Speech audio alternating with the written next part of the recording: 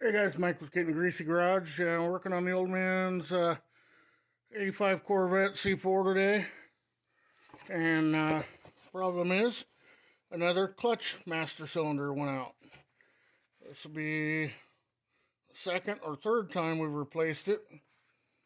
I'm actually going to start taking this off.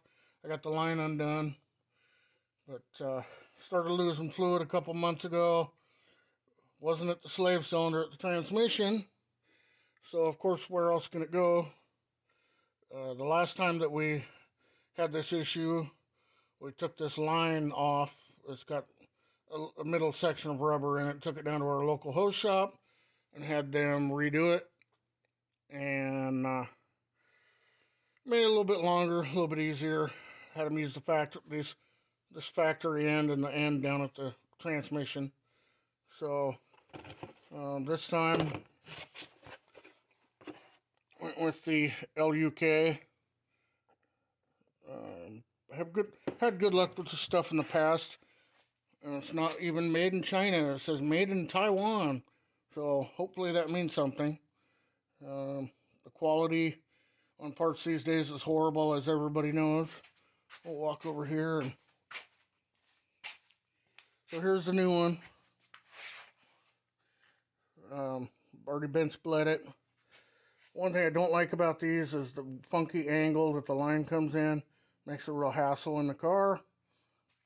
And then, of course, if you've ever worked on any Corvette, there's 10 pounds of shit in a 5-pound bundle. So it's real tight. You got this body structure brace, and you got the master cylinder and everything else. So my next step, I got to get in underneath the dash to unhook the clutch linkage. So if I can get you guys in there, I'll show you. But no guarantees.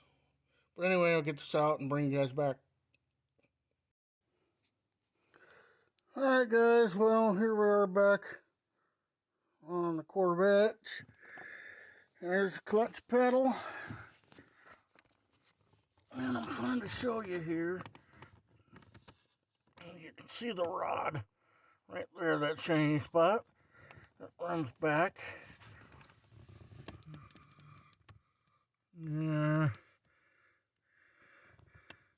you can't really see it because it's just so damn far under there, but there's a peg on the pedal that sticks out that the end of the master cylinder fits on, and it uses what I call an R key to retain it.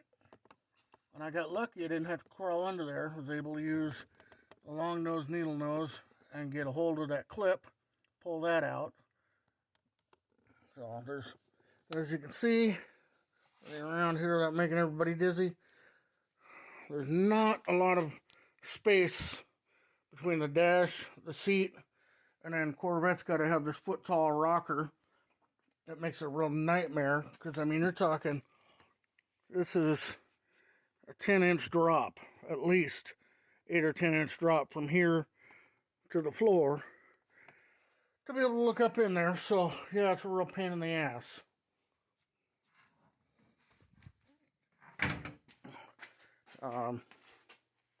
If you're doing one of these on a C4, it just takes time. There's no other way around it, and you're gonna have a backache when you're done. So, I mean, I'm not out of the woods yet because I still got to put the new one in. So all I've got left is take that one bolt out right there. I went ahead and got the other side out, which is buried way, well, you can see it there. It's just held in by one thread. And you have to use, the only way to get to it is with 8-inch, 1/4-inch drive extension and a wobbly and a socket. You know, let's make it as hard as we can to change something. But I'll say this again about C4 Corvettes. If you don't have one, go online and find one and buy the factory General Motors service manual. I recommend them for pretty much any car or truck that you have. even if it's something old, because there's so many, just they just show everything. And you know, I learned on other stuff that I have the factory service manuals for that I was going about things the hard way.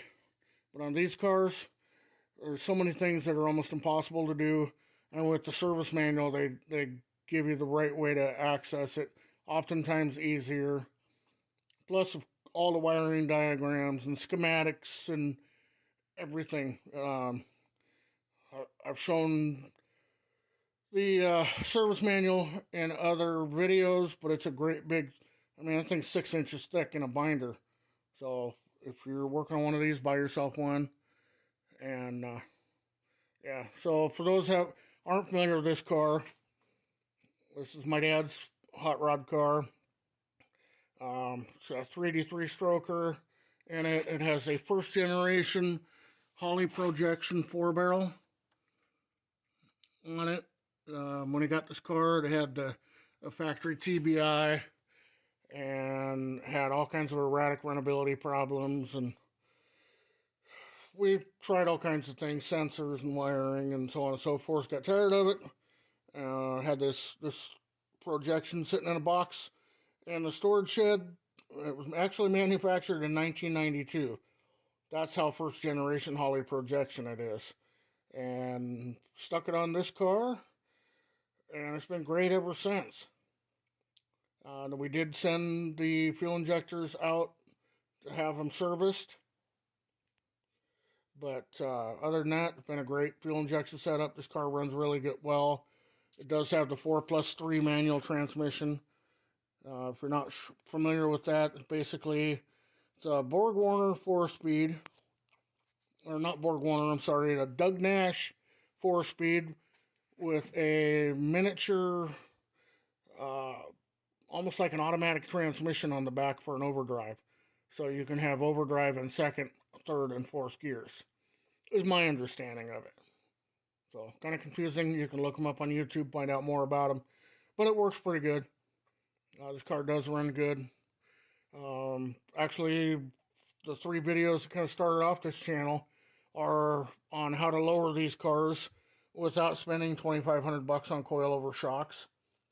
Still maintaining all the factory suspension and geometry. So if you have a C4, check that out. But they're great cars. So anyway, I'm gonna go ahead and get this swapped out, and I'll bring it back for probably the finale. Alright guys, stay tuned. Okay guys, quick tech tip on doing this C4 Corvette Clutch Master.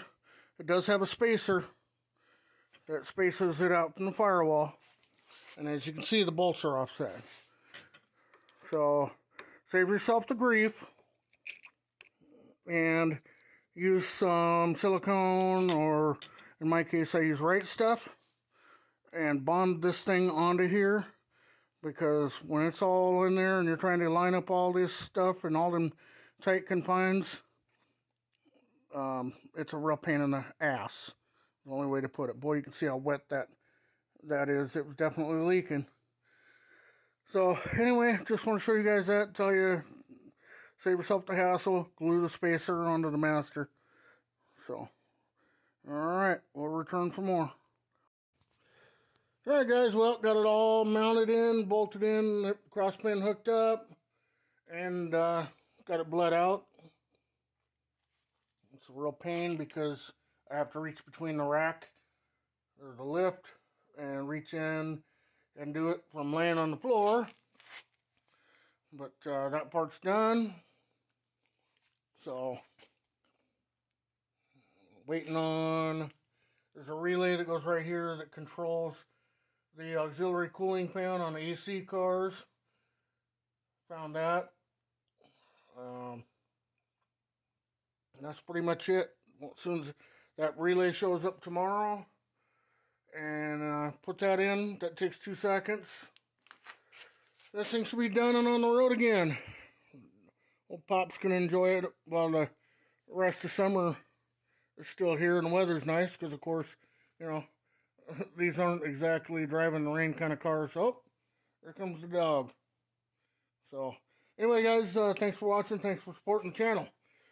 And if you're not subscribed, please do. Really helps out the channel. Like, share, comment, all that good stuff. Doesn't cost you a penny. Helps out the channel.